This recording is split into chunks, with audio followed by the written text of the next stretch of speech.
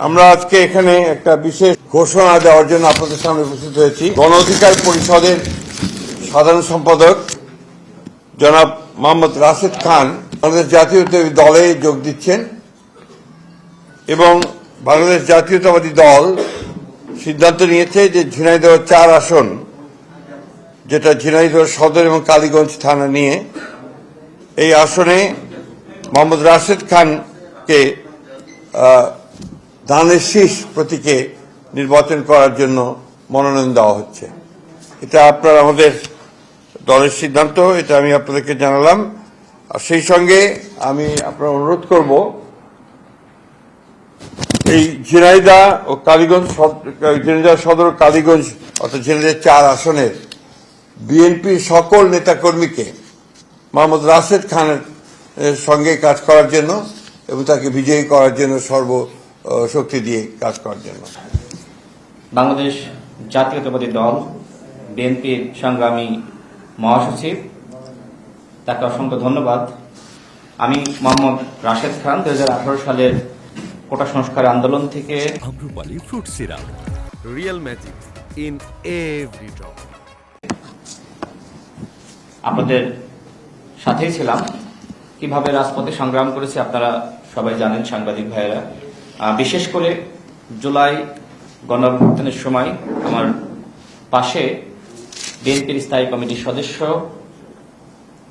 জনাব সালাউদ্দিন আহমেদ এবং আমি রাশেদ খান, গণ অধিকার পরিষদের সভাপতি নুরুল হক নূর, আমরা তিনজন একসাথে এই আন্দোলন সংগ্রাম সমন্বয় করার কাজ করার সুযোগ হয়েছে এবং আমাদের সংগ্রামী মহাসচিব যে সময় যিনি গ্রেপ্তার হন, বিএনপির সংগ্রামী মহাসচিব আমাদের সালাউদ্দিন আহমেদ ভাই, তিনি ইন্ডিয়া থাকলেও এই আন্দোলনকে যেভাবে সমন্বয় করেছেন এবং আমার ভূমিকা সম্পর্কে আসলে আমি বলতে চাই না, সালাউদ্দিন আহমেদ ভাই তিনি জানেন, তিনি বলবেন। আমি এতটুকু বলতে চাই, বাংলাদেশ জাতীয়তাবাদী দল গণমানুষের অধিকার প্রতিষ্ঠায় লড়াই সংগ্রাম করছে এবং শহীদ প্রেসিডেন্ট জিয়াউর রহমান, যাকে আমি নিজের আদর্শ হিসেবে মনে করি, বর্তমানে বিএনপির নেতৃত্ব দিচ্ছে জনাব তারেক রহমান, তিনি আমাকে অত্যন্ত স্নেহ করেন, ভালোবাসেন। ফ্যাসিবাদ বিরোধী আমল থেকে তার সাথে আমার সম্পর্ক।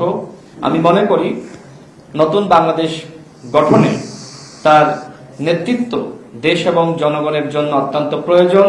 আমি বিশ্বাস করি সংস্কার, বিচার এবং সুষ্ঠু নির্বাচনের ক্ষেত্রে জনাব তারেক রহমান গুরুত্বপূর্ণ ভূমিকা রাখবেন।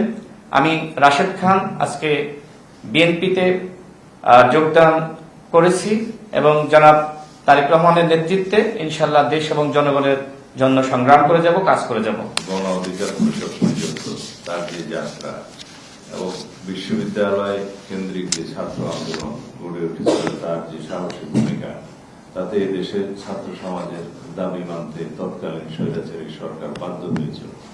সেই ভূমিকায় রাশেদ খান আমাদের ইতিহাসে উজ্জ্বল থাকবে। গণ অধিকার পরিষদের সভাপতি এবং রাশেদ খান বিগত 24-এর ছাত্র গণ অভ্যুত্থানে সাহসী ভূমিকা রেখেছে, তা আমি জানি, তার মুখে শুনেছেন এবং তারা জীবন বাজি রেখে অনেক পদক্ষেপ নিয়েছিল ফ্যাসিবাদ বিরোধী গণতান্ত্রিক আন্দোলনে ফ্যাসিবাদকে হটানোর জন্য। সেই অবদান ইতিহাসে লিপিবদ্ধ থাকবে।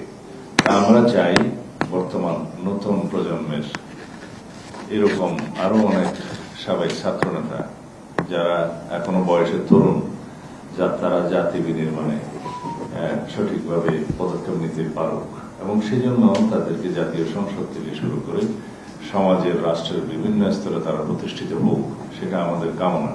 আমরা আগেও বলেছি অনেকবার, আগামীর বাংলাদেশ হবে মেধাভিত্তিক, জ্ঞান নির্ভর, প্রযুক্তি নির্ভর বাংলাদেশ এবং সেই ক্ষেত্রে এই স্লোগানকেই শুধু স্লোগানের মধ্যে না রেখে কার্যকরভাবে আমরা যাতে এই তারুণ্যের ভাবনাকে ধারণ করতে পারি এবং মেধা ও প্রযুক্তি নির্ভর, জ্ঞান নির্ভর বাংলাদেশ করতে পারি, সেই লক্ষ্যে আমরা রাশেদ খানকে আমরা স্বাগতম জানাচ্ছি, অভিনন্দন জানাই আজকে তার এই সিদ্ধান্ত। আশা করি রাশেদ খান জনসমর্থন নিয়ে জাতীয় সংসদে প্রতিনিধিত্ব করতে পারবেন ইনশাআল্লাহ। তো সেই ক্ষেত্রে তার ভূমিকা আগামীর বাংলাদেশে সর্বক্ষেত্রে ব্যাপকভাবে অবদান রাখতে পারবে বলে আমার মনে হয়।